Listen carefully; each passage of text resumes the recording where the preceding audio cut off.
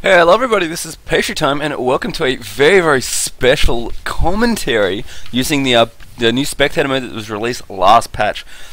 And it was something very exciting for you. I've finally stumbled upon the situation where actually two of the highest ELO players in Australia have queued together and just started their game.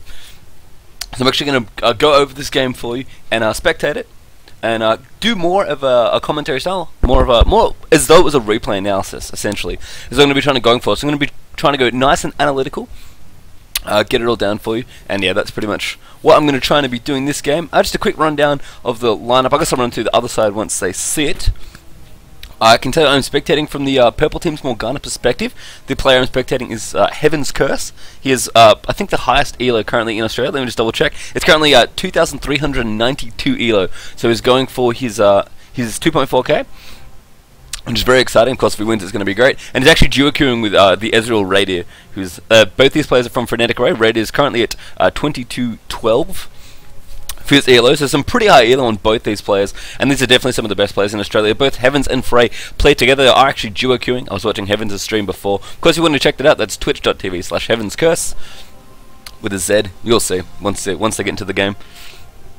I can tell you that the Fiddlesticks on the other side is Big Fat GG, and you can see Salsa there from Epic Gamer on the blue team as well as probably some other high ELO players. You will know if you do watch more streams.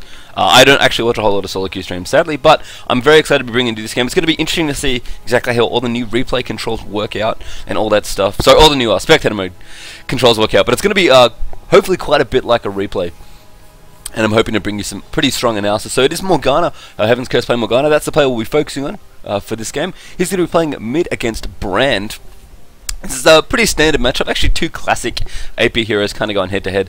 That's Brax Tang going to be playing on that Brand. But one of the interesting things about this matchup is, when anything about Morgana, the first thing to note whenever I think of Morgana is that she's just one of those standard safe APs. She's really solid. She's got strong. She's just kind of very strong, very solid. Nothing really phases her in lane. She's got the ability. She's generally quite passive and defensive, but can go aggressive if you find opportunities. Has a great AOE ultimate. Has a good stun good snare. That Dark Binding has incredibly long range. If you snipe someone with it, the snare durations are quite long, and you can really pick up free kills for your team. And of course, Tormented Soil just pretty much allows you to push creep waves with impunity, and the Black Shield keeps you very safe as well. So a very safe, very solid AP. Strongest in the mid game, absolutely strongest in the mid game. But if you get to late game with a good amount of items, you can do okay as well. So gonna actually have to switch teams over. I didn't realize that spectator mode decided that I'm gonna start in the blue team because it always does. I should realize that, and I should be able to follow a player. There he is. There's the man himself, Heavenz Curse, following out Radier at the moment. He's playing as Ezreal. So that's Heavenz Curse, the 2392 Australian AP mid player. Plays for a Frenetic Array, so does Radier. So quick shout out to those guys. And a shout out to Heavenz as well. He didn't really have a choice in the matter of me spectating his game, but he was more than happy for me to do commentary over it. And again, he does stream as well, so I'll make sure to bump that again. So again, we're going to be focusing on his AP mid play in particular. Again, he's going for 2.4k, so he's definitely going to have his head in this game. But I'll try and mention things as they come up. But I really want to focus on mid today. And this particular matchup, things in mid that you can do, and really following from the perspective of an incredibly skilled AP mid player. It is solo queue as well, so crazy things do happen every now and then. I say that and they happen all the time. There's a Shaker on the enemy team as well. Is the jungler? That's just some of the... Oh man, that's annoying. Just some of the things to consider while I think about it. So Morgana, a very solid AP, very safe, tends to passive as well with the spell vamp. Really just allows you to be safe and land in conjunction with Black Shield, and just kind of push the waves out. Generally, every now and then you go for a kill if you land a Dark Binding. You combo it into your ultimate with your Ignite. You can get kills pretty swiftly with Morgana once you hit level 6 if you find the right opportunity, especially if the enemy AP is squishy enough. And really, it's a lot about Morgana is being opportunistic with the CC that you do have, because it's kind of an interesting. They're kind of interesting pieces of CC. It's a very long-range snare, as well as kind of that the channeled slow that eventually goes into an AOE stun. So when you think about someone like Tarek, who just has a click stun, his dazzle is that's very different to his Q. Q is like something like double the range or something as well. So that's obviously Morgana's a bit better in that situation. And AOE ultimates as well. You think about Amumu, who's got kind of that instant AOE stun. AoE snare, actually, it's a snare. And, Morgana's is a little bit different, but, she gets, you can still move when your ultimate's on. And these are just all things to think about playing Morgana. Now Morgana, again, a very safe AP. Once you get that black shield, it's very, very hard for people to push you out of lane and to gank you as well. And Shaco is going to be interesting. Definitely, whenever you think about a lane in League of Legends or a lane matchup, you definitely want to think about the enemy jungler. And Shaco looks like he's actually setting up a trap for Big Fat Gigi, which we might talk about in a second. But I think Gigi's actually very, very wisely going all the way around, not falling for the bait, realizing Shaco is likely going to be going for his wraiths, and he's going to go for golems as well. So nice, smart play there from Gigi, but Vile wants to go in there as well. Vile Rose there, playing the Shaco, and going to take this red away. So that's good stuff here. Obviously, no one knows this is happening. It's actually a nice little plan here from Shaco. Does he have his smite available? Yes, he does. So we've got a good lead show in blue. Oh, the trap there from Nidalee will actually reveal him off. But GG, I think, knew that was kind of coming and decided not to fight Shaco. Anyway, back to mid, which I guess I'm going to be focusing. I'll try not to go into shoutcaster mode too often and point out things on the map. It's just a force of habit, but I'm going to try and focus on mid. And this is pretty much going the way it wants to early for Heaven's Curse. He's just pushed out the waves, and he's going to go aggressive now onto this race. So actually going to find a Shaco. He could maybe get a kill. He's like, whoa, that's a lot of damage coming out. I don't think Vile realizes what's going on. There's the Ignite as well. And that's going to be a quick, easy kill. So let's go back a little bit. We'll just jump back 15 seconds. So pretty much Heavenz realizes he pushes out the lane. He goes to his enemy wraiths. And this is what I don't quite get, because Brax did come back in either, and for some reason Vile walks back through Tormented Soil. Heavenz realizes he can pick up the kill with an Ignite. Shaco actually ignites him as well, so that's quite a few mistakes there from that Shaco, but an easy kill there from Morgana, and great placement of the Tormented Soil as well. Can jump back to live. Oh, and stuff's happened. This can get complicated. Anyway, so back to live now. A good quick kill for Morgana. It's actually first blood as well, which I'm sure she's pretty happy about. That's quite a gift. You get red buff in there as well, which isn't too bad in the early levels when you're harassing with your auto attacks.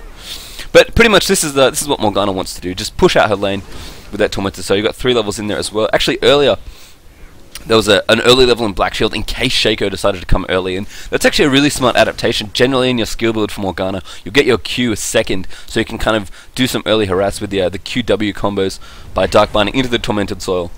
But in this instance, Heavenz pretty much realizes that if Shaco did come and he does gank, he can gank early, absolutely, that he would want that Black Shield just to be safe, and I think that was a nice adaptation. Of course, going to be maxing that Tormented Soil first, so pretty standard at this point. And just quick look at the CS. It's an early advantage for Morgana. It's 30 to 24, although Brand's going to pick up a few here, doing a nice job freezing that lane, actually. Morgana's actually going to go back with the first blood gold. I'm going to see what Heavenz wants to pick up. Oh, no, never mind. Actually, oh, that was a nice trick. Standing over the ridge there and trying to snipe the Dark Binding. Brand was sitting about there. I think he backed off. I think he realized and saw it. But Morgana not going to back off. Just going to keep farming. And this lane in particular, I actually had a chance to talk about the matchup yet, but I keep harping on the fact that Morgana's a safe AP type champion, and that is true. Brand is definitely an aggressive type AP champion. They both do reasonable amounts of AoE damage. They've got good long range stairs. You can see Heavenz with that blue buff as well. He actually got double buffs of Shaco. Jeez, actually, I only just realized that blue buff isn't his. That was the one he stole off Shaco. So that's even worse for Brand, who's just having trouble. So he was actually having trouble early on, getting pushed out aggressively by Morg. But yeah, Brand, if he can stay aggressive in this lane and kind of push out that Black Shield, force it out as well, bait it out, all those things, then Brand's going to have a pretty good shot here. It looks like Morgana's actually going to roam down mid. I thought maybe Heavenz was going for the Wraiths. Brand's gone back. He's actually got Philo Stone. There's a kill up in top there as Rumble picks it up. Again, I'm going to be focusing on the Morgana here. So going to come in. Radier is ready. There's actually a Giant not really here, but Heavenz Curse wants to land one binding. Oh, it's good. No, actually it does hit. But Galio, no, Galio isn't available. Actually, make sure to catch 2 people there. Ezreal going to flash and still get... Ezreal going to pick up that kill. And then, oh wow, beautiful binding. It's actually going to jump back and watch that one again. That was a pretty impressive gank. So, I'm going to watch it in the slow-mo, of course. So, Black Shield comes up just to stop any disables. The Dark Binding is good. Hits Corki, goes through that. And this is the really clever part. Corki does have Valkyrie available, but the Ignite comes out. Make sure he hits the ult on 2 different people, and then Galio flashes after he gets stunned, which isn't clever. And then Ezreal going to do the bulk of the damage, and then a Dark Binding just going to clear it up. I mean, there's nowhere for Galio to run in that situation. If he runs back up, he's going to run into Ezreal. So if he runs back up, he's going to run back into Ezreal damage and going to die. And if he runs forward, he's going to get hit by the Dark Binding, which is what happened. And so really smart roam there from Heavenz Curse. Again, making the most out of the fact that he's got this early blue and this early red buff. Just Black Shielding up, making sure I guess he knows Brand's there, doesn't really want to get picked off. Again, Brand doing a nice job picking off that shield with the Pillar of Flame. He's leveled his W as well, which is standard. So again, they're both going to be able to clear out creep waves fairly fast. But the early advantage here in Morgana, I think, is the reason Brand has gone Philosopher's Stone in this situation. He just feels a lot more comfortable Screw Director Cameron's scary. Sorry, not directed. Go back to manual. Yeah, the reason Brand has gone Philo is because he feels a little bit behind in this situation and just needs to realize that Morgana's got an early advantage, and that Brand is going to want to catch up in the mid, late, and late game just by getting that extra gold per turn. It helps him in lane as well with the sustain if any harass that Morgana could dish out. Obviously, if the burst comes out, that's not going to do anything. But I think the reason Brand's got that Philo is because he's already in a situation where he's behind early. I mean, Morgana's 2-0-1 at this point, and still actually. It's actually even in CS, 51 to 50 at the moment. Got Sorcerer's Boots as the pickup for Heavenz, and what else are you going to buy? How much gold do you have? Does it tell me? It doesn't tell me. Blasting Wand, Doran's Blade, Doran's Ring even, and a Ward. Okay. So I think a good buy from Heavenz Cast. I actually don't know how much money he had, which is kind of awkward. Actually, I do know how much money you have. Oh, that's so awkward. Okay, I forgot I could check that. But now I know. Hopefully I won't miss it again. But yes, that's how much money Heavenz had, and decided to go back for 2-2 boots, which is always a smart buy. 2-2 boots are one of those things where if you can get them, they're really, really good for you. Just because the mobility, the extra effect you get, coupled with the fact that you get so much extra mobility, especially if someone doesn't have tier 2 boots, just makes such a difference. And while you do want to generally build towards like Doran's rings, which help you transition in lane better, give you health, give you a bit of extra survivability. The fact that Heaven's got 1 Doran's, got a blast on one again, so he's expecting to be aggressive, and given the start he's had, I think that's a really smart choice. But again, getting those early Sork boots, I mean, Brand doesn't have them. He just can't outrun Morgana, can't outposition Morgana, and even things like catching a roam Shaco and stuff is going to be harder.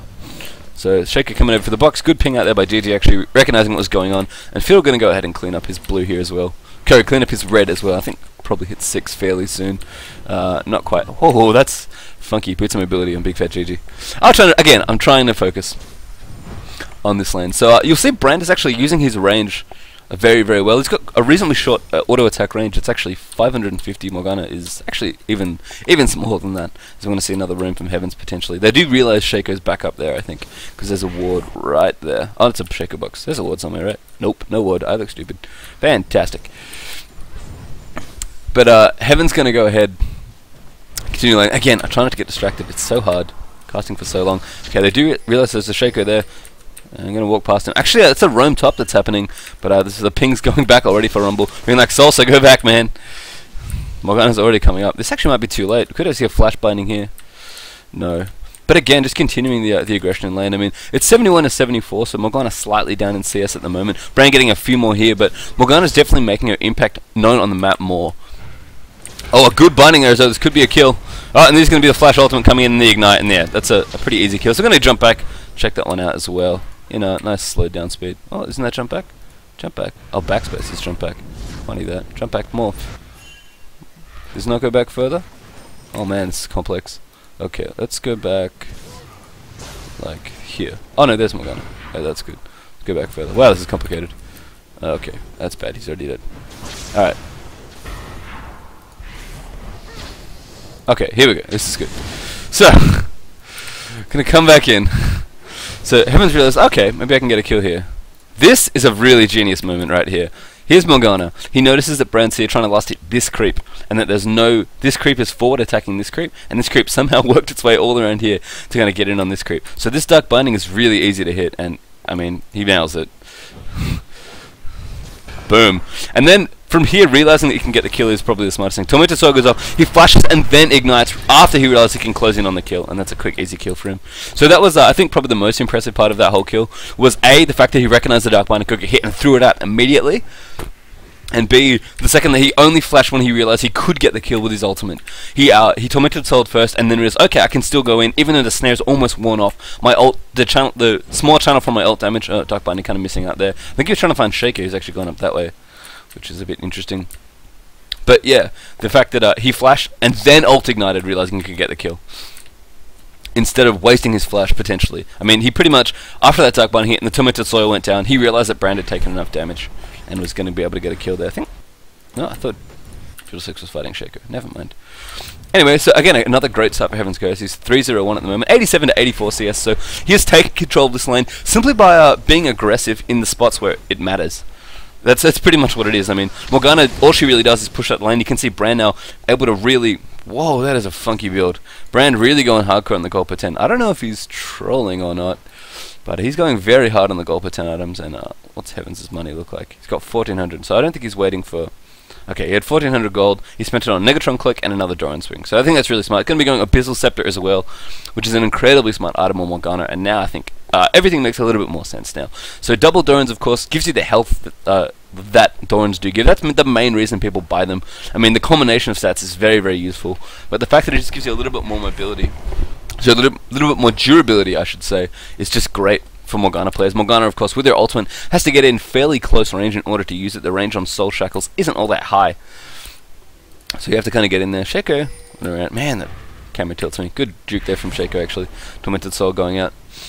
But yeah, the fact that you have to get in quite close means that you do want a little bit of tankiness as Morgana. And Rod of Ages for a long time was a very popular build of Morgana. But I think this build is slightly more cost efficient. The Abyssal Scepter helps you so the Negatron, all parts of Abyssal help you so much in lane. Dark Binding misses there. That's a bit awkward. That would have been a surefire kill if that had hit.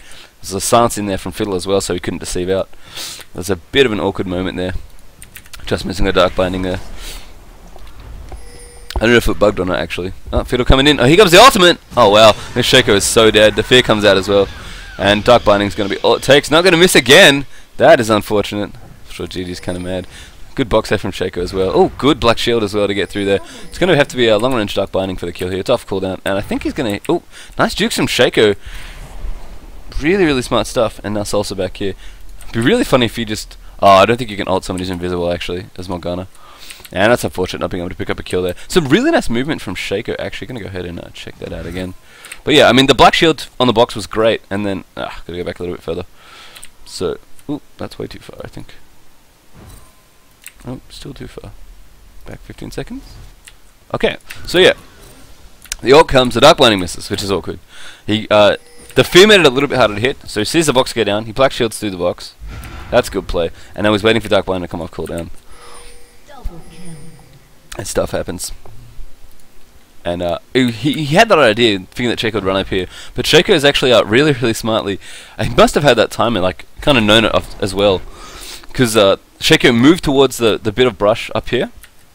And then started curving his way right very subtly. And Morgana had already led the Dark Binding out that way, assuming that Shaco was going to go there. So really nice jukes there from Shaco. He's been able to juke quite a few Dark Bindings, so very impressive. That's definitely something that helps you with playing against Morgana. If you have the ability to juke Dark Bindings, Morgana's kill potential drops dramatically, because unless you find yourself sitting in Soul Shackles for too long, getting in flash ult range, for example, there's not a whole lot that Morgana can really do if she doesn't hit the binding on you. Of course, when it hits, it lasts for so long. I mean, at the moment it lasts for 2.5 seconds as a snare. Oh, Fiddle actually getting blue buff. I don't know if that was intentional or not, but Fiddlestick's going to be happy to get that one.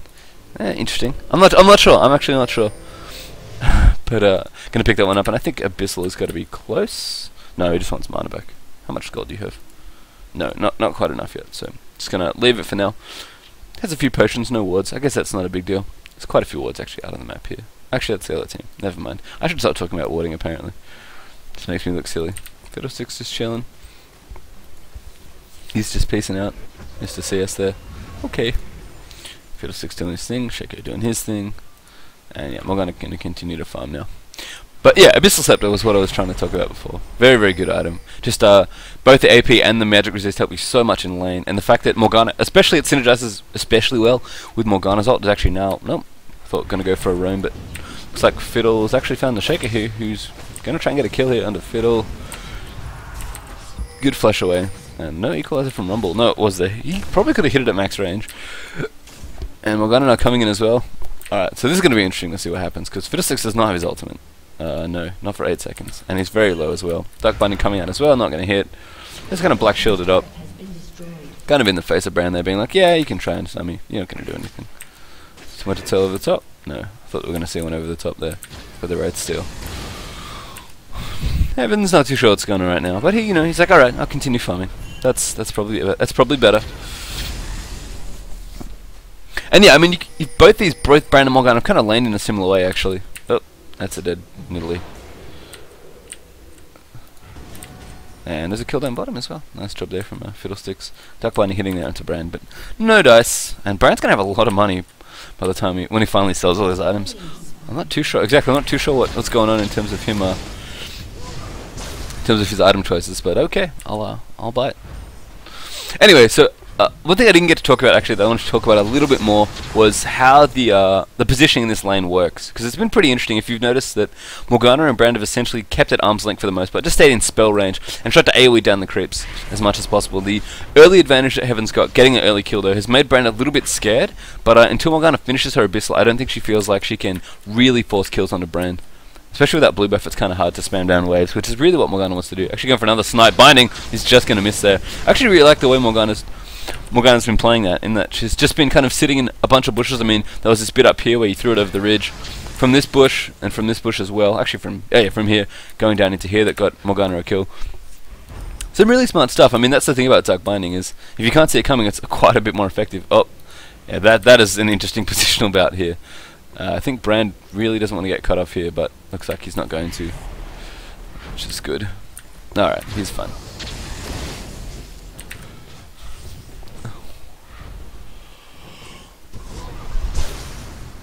Alrighty then. Oh, no, never mind, no, I'm not going to say that. So, yeah, Brand doing a nice job there, not getting caught by Dark Bindings. Again, they're coming out again, but a nice streak there from Brand, just kind of walking around it. And he's going to have a lot of money. Yeah, he's got like 2,300 gold or so saved up. He's actually beating Heaven's Curse in gold, despite the fact that he has 1 assist only versus 3-0 and 1. And it's actually losing in CS by 1 as well. So that's kind of interesting. Fights for Dragon. Shaker going to do that. I'm going to push it out here. I think they'll probably have a Dragon fight, I would say. Well, maybe not. Bit too late.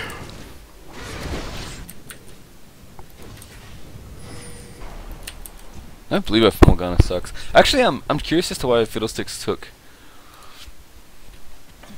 blue buff. I mean, everyone knows Big Fat Gigi is the AP mid player from CLG, so maybe he was annoyed that me got taken away from him. I'm not too sure actually. That could be something, that's for sure. Dark Blinding, they're just gonna hit a creep. Gonna try and defend this turret push. Again, Tormented Soul's fairly good at clearing out the creep waves. But yeah, Brand has got a ridiculous amount of gold again, despite the fact that he's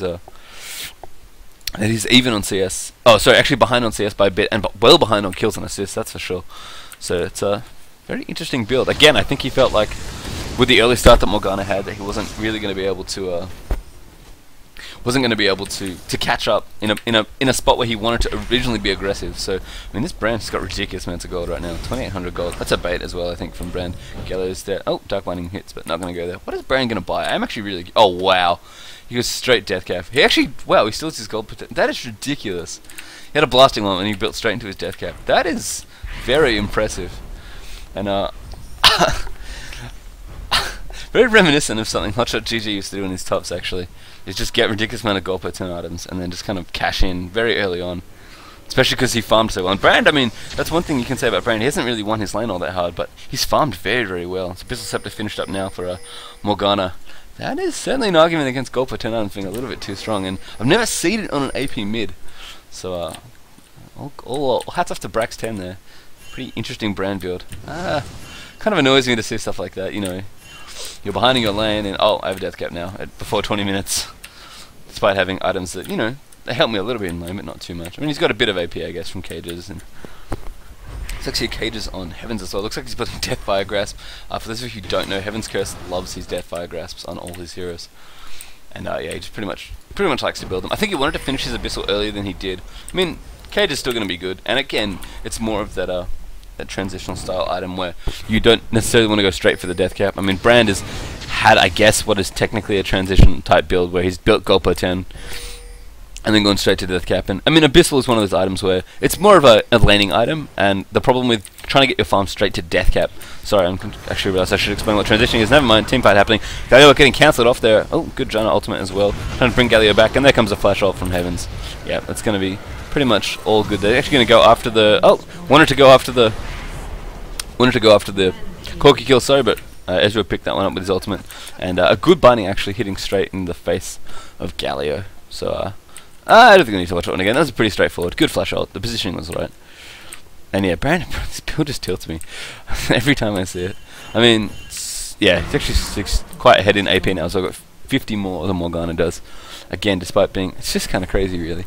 I mean, it's smart, given the position Brand found himself in where he was behind early. He found a way to still get his farm up, get a very early Rabadon's death cap and stay in this game, despite the fact that he'd gotten very little very little kills, and you know, he's gotten good farm. That's really what it came down to, and that build definitely relies on still getting your farm up, but it's definitely behind Morgana. Actually behind in levels as well, so that's something that Morgana does have going for her, is the fact that she's almost level 16. Oh, good binding as well. That might be a kill, but there's no ultimate available. Good shield actually of that brand ultimate, and it's going to be close. No, not going to come in there. Heavenz, do you have your ultimate? No, he doesn't. Actually looking for a snipe binding, kind of kiting back and forth. Salsa coming back and forth, picking up GG. Oh, and I think oh no, this is a tower dive gone all sorts of wrong. Oh, the binding actually hits. There'll be a kill there, I think, but Heavenz, you're dead. You are very dead. Yeah. Alright, so I'm going to jump back and watch this team fight. It was all pretty interesting. So Salsa comes in, cleans up GG there. Radio actually picks up that kill, but gets caught under the top by a brand stun for it and dies despite the black shield being there. And then it's pretty much like, oh, what do I do?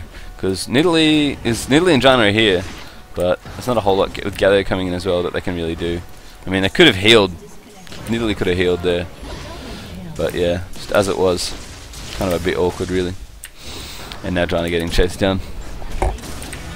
Oh, and she disconnected as well. That sucks. That would have been part of the reason that it was harder for Heavenz to live. Salsa actually chasing the kill down. Nidalee might actually be able to win this one. Whoa! Reconnected just in time there with a nice Zephyr. And Salsa doesn't know the disconnect happened. I guess he was just chasing, but Nidalee mentioned to pick up that kill. That was a very timely reconnect from Janna. But Heavenz will die, unfortunately. And how much gold is going on right now? 2,000 or so. Actually spends it all just then to get Deathfire Grasp. There we go. And yeah, it's not a bad item. I mean, I guess in that instance, given that Morgana had quite a bit of farm and that she wanted to go for Deathfire Grasp anyway, because again, if you've ever seen Heavenz Curse play, he loves Deathfire Grasp to pieces. I think he even loves the new Deathfire Grasp even more. He just gets more AP, more kill really. Just gets more. Just gets more out of it. Doesn't need this regen. Just wants to go ahead and kill people. Blue team's turret has been destroyed. Mid turret goes down. But yeah, I guess getting Cadus earlier wasn't all that crucial, and Abyssal Scepter again is just such a great landing item. That Negatron Click Blasting one is just, I mean, it's something you always want in mid lane. If you could think of items you want for laning, I want more ability power, I want more resist. The Deathfire Grasp goes out there. Soul Shackle doesn't hit. He is up. I guess he figured the Valkyrie would break the tether, and the fact that I don't think he could see the rest of the enemy team. But you can just see how much damage got taken there between Ezreal and here comes Shaco now. Going to be going in for Ezreal. He's getting a little bit crazy. Good Black Shield. Good Arcane Shift out as well. Just staying safe is Mr. Radio. But yeah, I mean, Deathfire goes straight onto that Corki. Just doing a lot of damage early on, trying to pick up a kill. And random Dark Binding. Why not? I can't explain that one. And then of course the game's breaking up now past the landing phase. So I mean, Morgana had a good landing phase. Branda has again made it up very nicely with these gold per 10 items. I'm actually interested to see if he's going to sell them or make anything more out of them. But yeah, I mean, look at the gold. Branda's 800 gold ahead, despite the fact that he has 2 deaths and 2 assists versus 413 Morgana, who's slightly ahead on CS. So that's kind of ridiculous. As I kind of keep saying, Dark Binding there, looking for a kill, potentially in the bush. Poor Janna keeps disconnecting as well, which is a bit awkward. Shaco deceived, I think backwards. Yeah, there he is. Saw the purple cloud go off. There goes Janna back again. And Heavenz just come back. Oh, actually gonna find himself a Shaco. There's the Soul Shackle. Yeah, there's a quick kill actually stolen by Radier. Oh, good brand ult. They're gonna pick off Ezreal. But yeah, I mean, that was a pretty standard kill. Heavenz is coming up and down this brush looking for a kill. Found a Shaco, binds him, Soul Shackles, you're dead. I think he didn't even need to ignite in that situation. And our Deathfire Grasp popped off as well. So, I mean, a pretty simple kill. Shaco doesn't have a whole lot of health at this point. Never really does, in fact. It's an interesting game so far. I mean, definitely purple team's ahead, but not by all that much gold. So the farm seems pretty good. I mean, again, this Brand. I mean, I think Brand's item build and Gallios as well. He's got triple GP10 on his support Galio, kind of skewing the numbers a little bit in terms of gold income. But hey, well, they're actually behind now. Oh, because Dragon got taken, of course. So blue team pick up Dragon there, and now behind in gold. Again, good snipes attempting. I don't know if he even saw Brand there. That's kind of crazy. I think there's a ward. No, that's not their ward. That was a. I actually want to know how he knew Brand was there. Because you definitely can't see Brand. I guess maybe he saw him flash over the back of the wall. Actually a good move. Wow, that must be it. That is a really nice blind binding. I think he must have seen Brand come over the wall and assumed he was backing there. And yeah, I mean, Brand moved immediately when he saw Morgana there. So nice play by both AP mid players. Oh, Corki gonna get hit. I think he's probably dead. And Ignite and auto attack's gonna be enough. And just had enough mana for Tormented Soil and his Dark Binding, but that was enough. So again, a really opportunistic kill from Morgana, and that's one of the best things, the best traits of a good Morgana player actually, is knowing just snap throwing out your bindings in situations like that, where you can easily pick up free kills. I mean, I talked about it early on in the commentary there, where if you hit with a long range binding, again, Fiddle takes blue buff. Got to realize now, he must be doing it on purpose. I mean, Fiddle with blue is great, and don't get me wrong, Fiddle definitely wants his blue as much as he can, but Morgana has a small mana pool, definitely would like a blue buff, and Morgana in this game is doing well enough that I feel like Fiddle would probably feel comfortable donating it to her, but I guess he just really needs the... He could be mad again. He is the AP mid player and just doesn't get to play AP mid this game. I'm honestly not entirely sure, but every time I see it, it's funny. I'm gonna have to ask Heavenz after the game, I think, because I'm pretty sure he's gonna complain to me how he never got a blue buff. Anyway, so I don't really talk about the team comps actually. I mean, it is solo queue, so you don't see a whole lot of consideration going to comps. It's more just people playing champions they're comfortable with. In terms of late game, I feel like blue team really have it. I mean, Corki's a great late game carry. So does Ezreal, don't get me wrong, they're actually very similar. Kind of mobile, high damage, short range carries. I mean, Ezreal's passive obviously gives him incredible steroids that Corki doesn't really have, but Corki's spells are really what sets him apart in terms of having utility for a carry. And again, they both do insane amounts of damage. But I think if the Galio's reasonably tanky, I mean, oh wow, that could be a kill. There's a flash. Oh, beautiful QSS there from Brax. And Fiddlelot coming in as well. I mean, that was... The attempt was there, but that sneaky QSS there from Brand was very, very nice. Again with the binding. I mean, Shaco going to get caught immediately after. Actually going to ultimate himself out of trouble. Arcane Shift coming in from Reddy, who's going to have to flash out away from the Brand. Corki now coming in as well. Wow, how did that get instantly cancelled? Equalizer picks his kill up. I'm actually going to jump back. Slow this one down. Okay, so binding hits on Shaco. That was the first part. Drain's coming out. Shaco ultimates out of the Tormented Soul damage because you're invulnerable for a small period. Ezreal blinks forward to get the kill with Arcane Shift. Flashes away from Galio. The Brand ult's following him. Corki's there as well, so Reddy's like, oh god, I gotta run the other way. Galio, I think, flash ults at this point and gets it immediately interrupted somehow. What? And then Rumble equalizes in for the kill. What happened there? What? I'm so curious as to how that happened exactly. Just gonna let it run for a little bit more and then jump back again. How did Ezreal survive? There's the kill. Ezreal comes back. John Ultimate's on cooldown, so that might be it. Oh, Fiddle is probably who I have to look for. Did he move? John didn't ult. I don't know if Fiddle used a fear. Fiddle Dark Wind's on cooldown. Off cooldown. Maybe that was it. Jump back again. Sorry, I just really want to know what happened. Because this is one of those things that I think I'm going to pause it actually just before Galio flashes.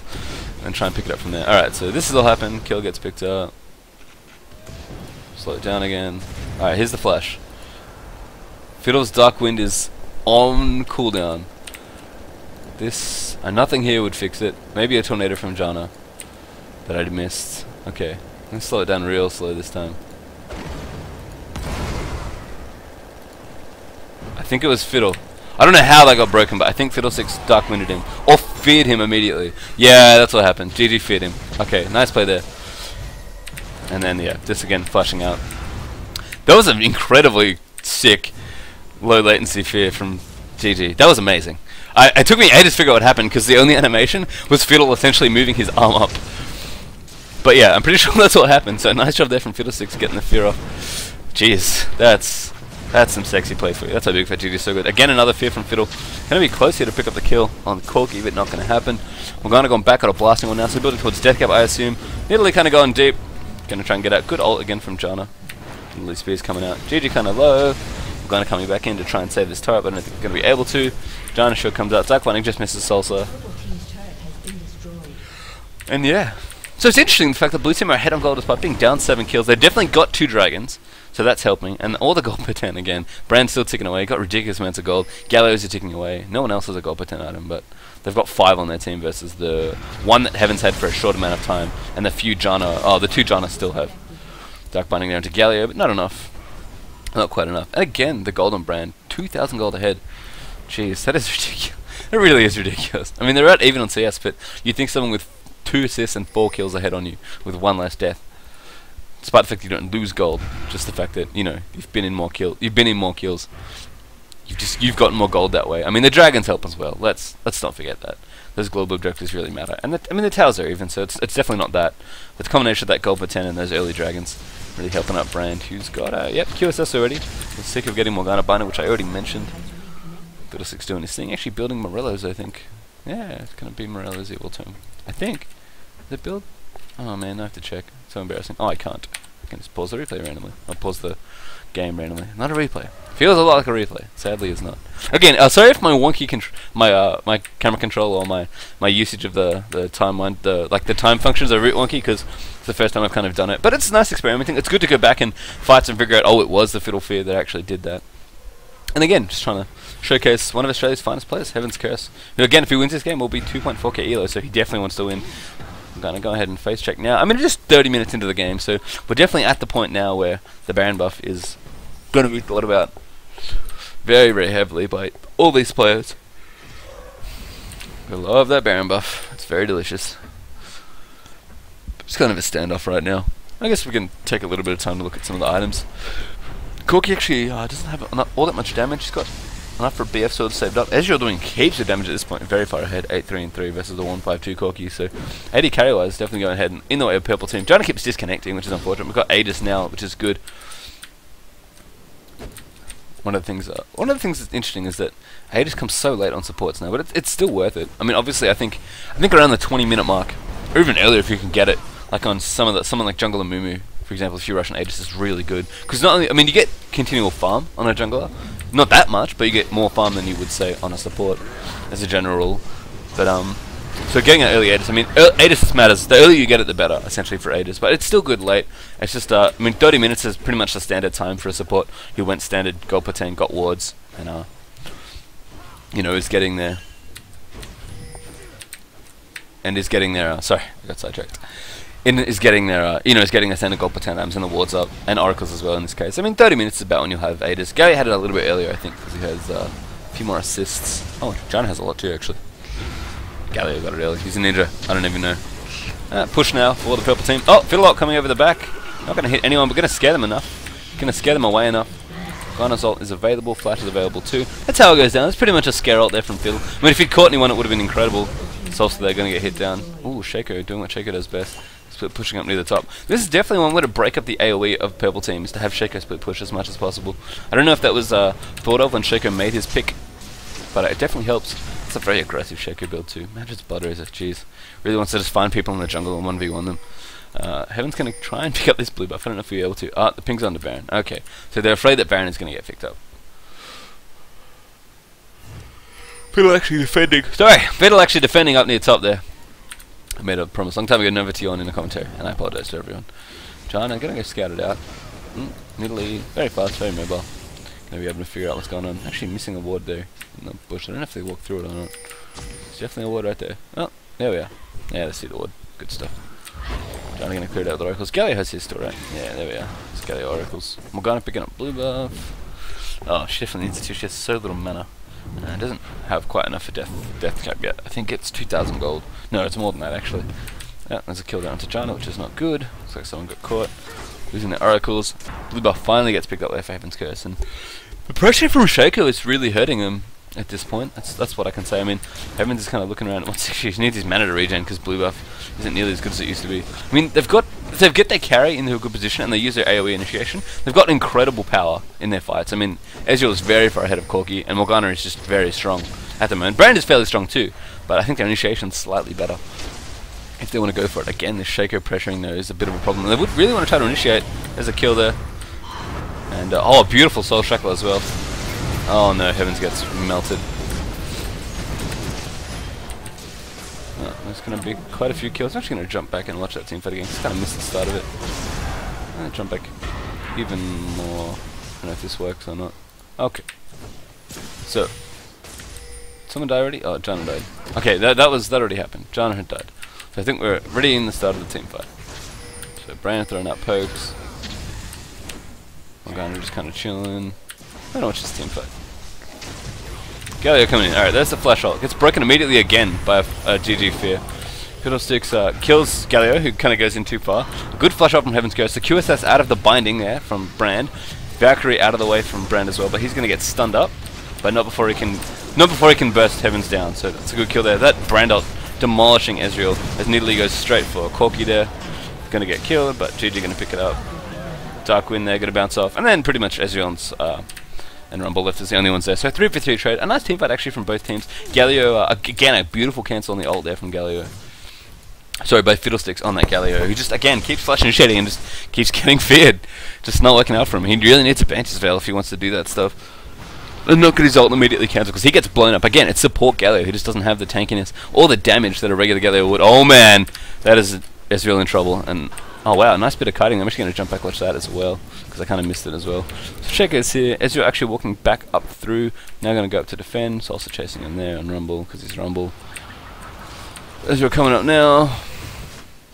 Hits the Shaco. Oh, he knows it's the real one. Nice.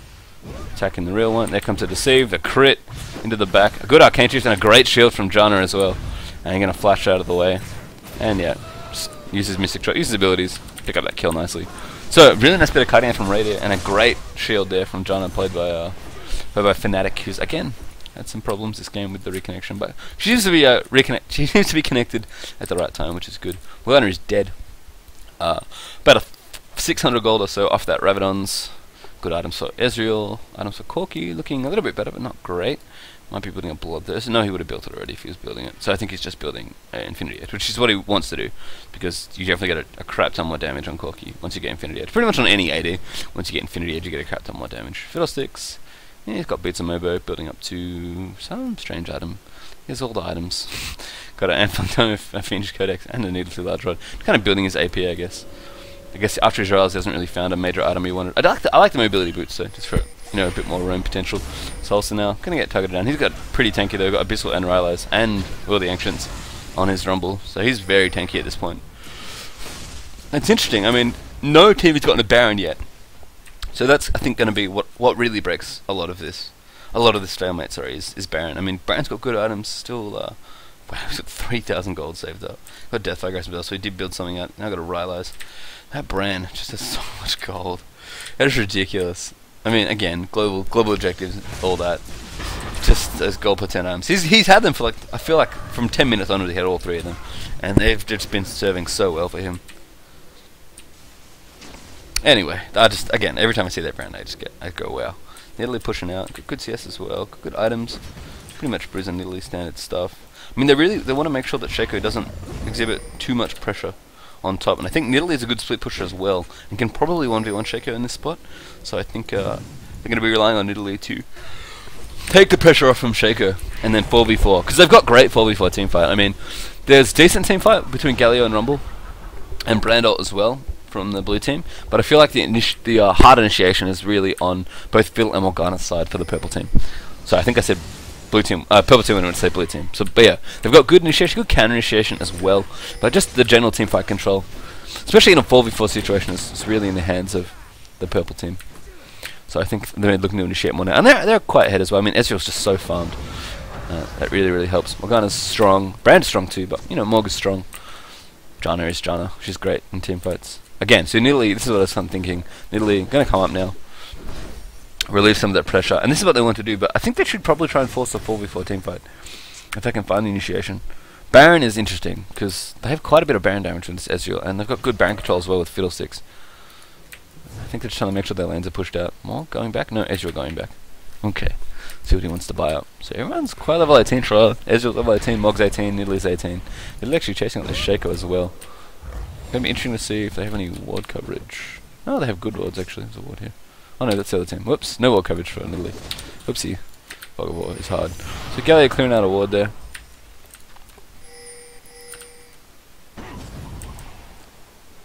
Is that who I think it is? Yoda the Hon player? No way, that'll be sick. Catching Gallia there. Doesn't want to go in there because again, it's only a support kill. Like getting the oracles would be good, but given that they don't know who the other team is exactly, if it's not a free kill, it's not worth taking it. And the rest of the team wasn't there, so that's why they didn't go in on didn't want to go in on the Gallia. I mean, Nidalee getting support now. Looking aggressive. Shirley's got popped. Flash binding. Oh, just misses on the Shaco, but they're still going to kill him. I don't know if that was worth it. There was a lot of resources burnt there. Here comes the Brand ult now. Oh my goodness, that does so much damage. Oh, I think Janna's dead. Oh, the good counter ult from Fiddle there as well. The drain's coming out. Nidalee going to chase down there. Actually going to go ahead and jump back and watch that as well. That was sick. Alright, so Heaven's Curse, that's the flash over the wall. managing to pick up the free kill and Shaker. That's who they want to go for. They're trying to catch him out. Brandot comes out, bounces off Janna. Creep, Morg. Stun from Brand, Pillar of Flame. And GG's already ulting. Wow! That is some prediction. Knowing that Brand was coming back in there. And then they're going to flash, clean up the kill, no problem. Actually, Ezreal gets it. But yeah. I mean, that's worth it. They got a free kill, their support died, and they managed to get a key kill on Brand as well. Oh my goodness, Corki is split pushing. This is... And Corki now with his Infinity Edge, yeah, doing crazy damage. They're going to have to recall. They're definitely going to have to recall. Yeah, okay, there's Ezreal. Ezreal, does he have ultimate? Yes. Not gonna throw it though. They're gonna be fine. They're gonna save it. Ezreal does just so much damage at this point though. Like so much damage. Like he's just so far ahead of Corki. It's kind of ridiculous actually. So what, 13,000 to 11, 12,000? Yeah, Corki's not that far behind in gold. He's got a bit saved up as well, but Trinity Force just costs quite a lot of money. I mean, in terms of damage output, it's gonna be close to even. Trinity Force is great on Ezreal too, mind you, but it's just I know Radiant likes to go Infinity Edge on pretty much every AD. Yeah, Heaven's Curse. Gonna try and steal it. No, not gonna get it. Oh, Fiddle actually smited it! Nice work there from GG. Picking that up. Playing this good jungle Fiddle actually. What items is he building as well? Okay, still got those same items. How much gold does he have? Only 1,000. He's kind of bleeding for gold. I think Morgana's finally going to get Death Cap. Now, this is something that's interesting about Morgana's build. The fact that he went Deathfire Grass. Now, I said early in the commentary that Morgana is definitely more of a late game hero. Sorry, more of a mid game hero. That ultimate is great. It doesn't scale all that well. I mean, check the ratio. It's what, about oh, actually not bad. 0.7 or so, 0.6, 0.7. Not bad. But just in general, like her base damages are good, her abilities are good, and just in terms of team fight, you do really well as Morgana once you force kind of small skirmishes, especially when you're tanky like this with an Abyssal Scepter. Like Abyssal Scepter is an incredible mid-game item, and I think this build plays to Morgana's strengths. The Deathfire Grass is a style choice here for Heaven's Curse, who likes 1v1ing people, and he's been doing a very good job playing quite aggressively as his Morgana, but there's no Zoni's Hourglass, which is one of the key items, especially when you're trying to initiate late game, when there's a lot more damage getting thrown at you. I mean, you can kind of afford to go in there with Abyssal, you're pretty tanky, you know, you got a couple of Dorans as well, so you know, when you're ahead especially, you don't have that much damage. I'm thinking we're probably going to be Zoni's coming out from Heaven's Curse, maybe Void stuff as well, and this is what Abyssal and Deathfire Grass have kind of delayed his build on. They made his mid-game a lot stronger, but the game's gone much later than that. I mean, Purple Team in general are relying on their AD carries, and so is Blue as well, to an extent, which is just kind of what happens, really, when the game goes late. You want your AD carry to do damage. Amazing, really. Nidalee is doing really well as well, I have to say. She's got so much damage. Corki going back for the back door as well. You have to send Nidalee over. There's actually a lot of split pushing going on, and I like that Blue Team are pressuring this way, just because Purple Team have wanted to force a head-on team fight at Baron, and they know that if they get onto Baron, and there's no pressure anywhere else from Blue, that Blue are going to have to react, and they want to force a head-on team fight, because they realize they have the stronger team fight composition at this point. But Blue doing a really nice job pressuring top or bot as well with Corki and Shaco, just to make sure that, to keep Purple honest essentially, keep them away from Baron as long as possible. I mean, Morgana now with a Death Cap, her AP shot up ridiculous amounts, I think probably by about 200 or so. Oh, this is bad. They rotated down the bot, and now the Baron is getting contended. Oh no, why are there so many people bottom? Oh, they want to kill Shaco. I don't know if that kill's worth it. They're going to get him. Yeah, that's a kill there. But Baron is now being done. I think we're going to see some heroic. Oh no, he doesn't realize that they're in the pit. Flash ult! Ezreal comes out. Hasn't done yet. Baron's not that low. Taking a while to do it. I need to get the right people. Do you have flash? No, he doesn't have flash. He's waiting for it to come off cooldown, but he comes in now. No, he's dead. Okay, so we're gonna jump back and follow this team fight. All right, so it's kind of poking down. I mean, Heavenz is waiting for his flash. That's what he's doing. The binding comes out, just misses Corki. Rady is kind of in trouble. Gets stunned. I think that's. Oh no, good QSS out, and another cancel on the ult. I guess the defensive Morgana ult here coming out, and then the damage is too much. The kiting is great as well. Between Corki, Brand, and what's chicken? And they got Baron as well, I think, out of it. Yeah, they did. If they can get a kill here, it might be okay. It's also getting chased down by GG. I think he's going to be able to kill him, actually. No. Surely he's coming out. I don't know if they're going to get... If we get Corki, it'll be good. Yeah, alright, there goes Corki. So, Ezreal just manages to live through that one. And they could get some cleanup kills here. GG's going to go down immediately. And Salsa is very scary. They've got to be careful. Oh, Griffle, what are you doing? Oh, wow! Oh, they got it. Nice bait. And Rady now gonna have to cut his absolute life out now. Ezreal, that damage output, man. That damage output, so sick. So they got the ace, which is good, which essentially negates the Baron.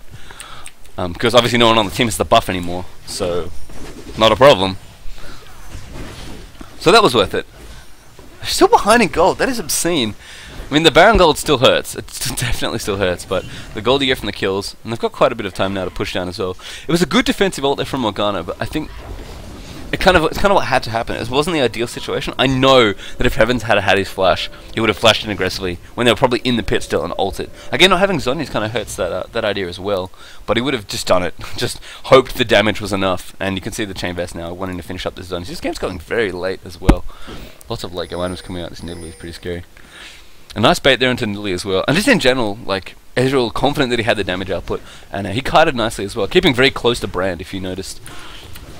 When he was kind of going back and forth, he actually arcane shifted kind of parallel to Brand, so he wasn't directly in front of him, which made Brand hitting his skill shots a little bit harder, because you're kind of most players aren't used to throwing their skill shots sideways, essentially.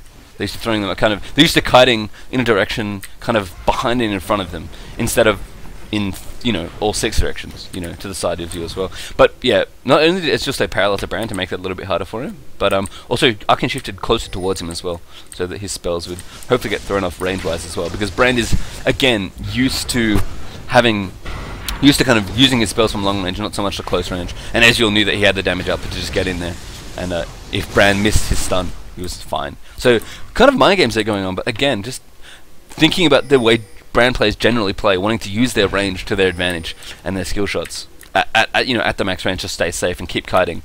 When Ezreal knew that if I just stay close to you and auto attack you to death, you're gonna have a really hard time killing me. And that's actually true of a lot of AD vs AP matchups.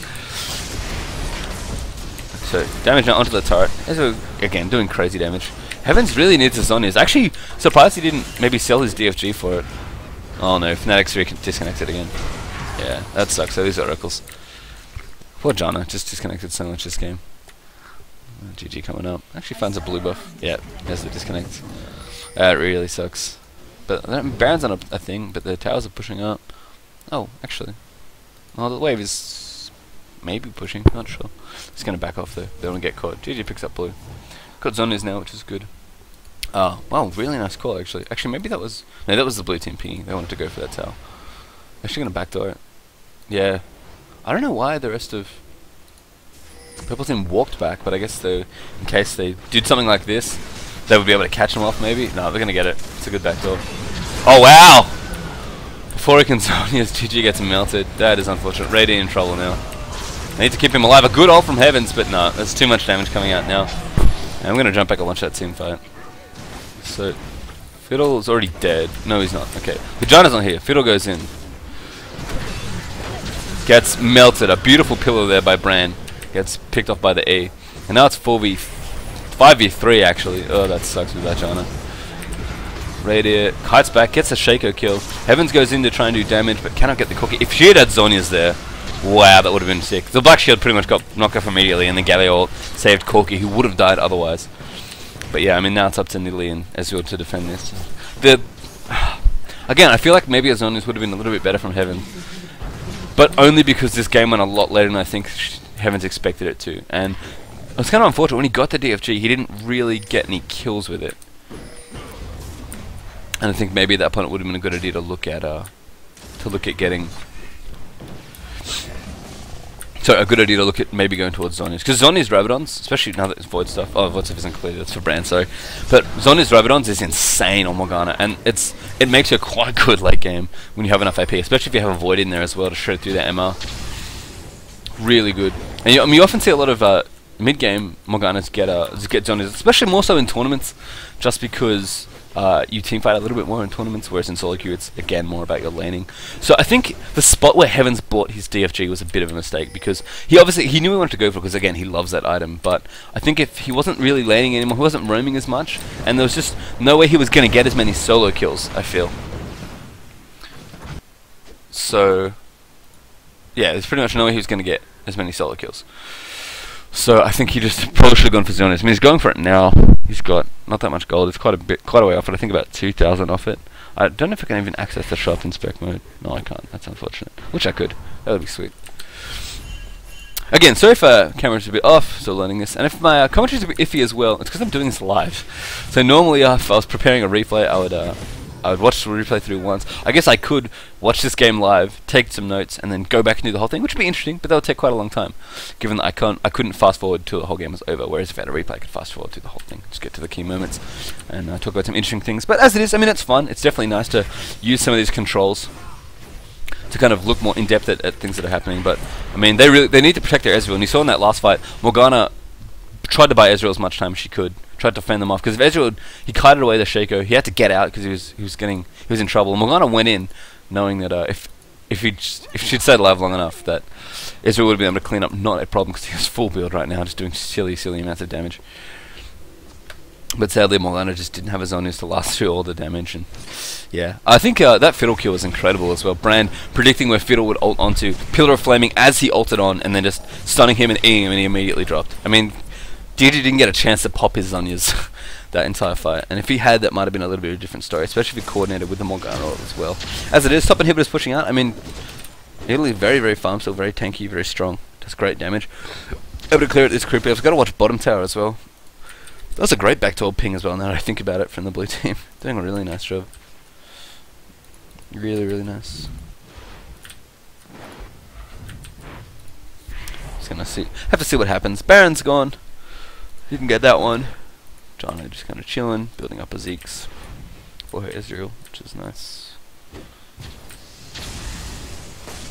Madrid's Blood Razor on Shaco. Galio has a Banshee Veil now, which is good for him. I think that may have had something to do with why his ult was so good. Apart from the fact that Fiddlesticks was dead, it was the person that's been cancelling all the Galio ults.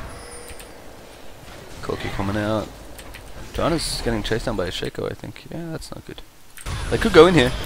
There's the ultimate from... Oh, there's a good binding! Oh, wow. Just the damage output. Yeah, Corki realized he needs to kill. Oh, that's actually enough! Wow. It's actually enough. Wow. That is incredible. And that might be it. I'm gonna go back and watch that. Most definitely. Triple kill for Ezreal. Hope I don't go back too far. Is this too far? No, this seems good. Just gonna run it a little bit faster. Okay, so John and Shaco having a fight. John is getting away, which is good. Even if she does, I think it's okay. Okay, there's the ultimate from Fiddle, which I just missed. So let's watch this. I'm gonna watch where Fiddle is at all times now. Actually, gonna go ahead and follow him, because he's the one who initiates this fight. Okay, so he's standing around here. Watch him to go, and then I'll hit the pause button. So you realize it's going, comes out the back. Okay, there's Fiddle ult. Corki Valkyrie's away. Rumble's caught in it. Galio's caught in it. Brand is caught in it as well. So they need to sandwich this way. So they realize that they're going to be fighting in this corridor, but I want to see where GG's Zhonya's is exactly. I think his Zhonya's is about now. He fears Salsa, and then Zhonya's is. Okay. So the Banshees gets wiped by the Ezreal ult. Zhonya's from Fiddle nearly jumps straight into the front line. The binding hits on Corki. Okay. The binding hits on Corki. So Heavenz goes straight in. Again, still zoning these three members of their team. Because Fiddle came in, zoned these three guys up this way. They managed to pick off. And now they've got Galio potentially as a free kill. So you see how this positioning works. Morgana here, zoning these three out. Catches Corki, who's a very important target with the Dark Binding. This is Brand is low, Soul's is low. Soul's is low, and Brax is low. It's Brand and Rumble. Well, Rumble and Brand, respectively. GG gets ulted after his Zhonya's by Galio. Support Galio, which isn't all that much. And there's two players here with incredibly high damage output ready to pick off this Galio. So I'm going to see if that's what happens. I'm going to slow it down even more. So Heavenz gets melted, essentially. He gets destroyed, as you can see. He's getting owned up here. They're actually coming into support. So Neely's coming in now. Chasing in onto the Corki. He flashes back over the wall. I'm going to actually speed up a little bit. Ezreal going for this. That is a really smart move. So Ezreal was going in here, as GG's kind of chasing down Galio. Realized what was happening. Realizes Corki had flashed over the wall, that Nidalee was here distracting these two, so leaps back. So Arcane shifts over here, this is one of the great things about Ezreal, by the way, how mobile he is, and immediately destroys Corki. Very, very important. Guardian Angel pops on Nidalee, which is important too, to remember that she had got GA. Yoda all the way here on Galio is quite zoned out. It's a good pillar, doesn't quite hit the Guardian Angel, and then GG comes in again for more CC. Galio is zoned all the way back down the bottom of the map, and then Ezreal just cleans up. Beautiful team fight. Incredible team fight, in fact. Despite the fact that if Heavenz had his Zhonya's, by the way, It's like this game wouldn't even be close. There you go. Galio finally goes down, triple kill for. But this is inhibitors going down. They've got to win. They've got to win. Team's inhibitor has been destroyed. They got to win now. They really got to win now. They have the time. They definitely have the time, and they need the damage up. But here comes Ezreal. This game's so close. Goodness gracious. But yeah, they've got 40 seconds to win, and Shaco can't do anything right now. He just cannot get back in time. Blue team's inhibitor has I think they're gonna do it. They're gonna have to do it. Yeah, they're gonna have to win now. Oh wow. You can't tell me this game's coming down to a base race. That is insane. That was a great last team fight, by the way. I think this decision is correct, by the way. 25 seconds. Shaco's gonna die. Oh, he's very low. Yeah, that's it. That's actually it. That's the game. Wow. Wow. Beautiful play by the purple team. That last team fight was incredible, and I'm glad I got to break it down like that.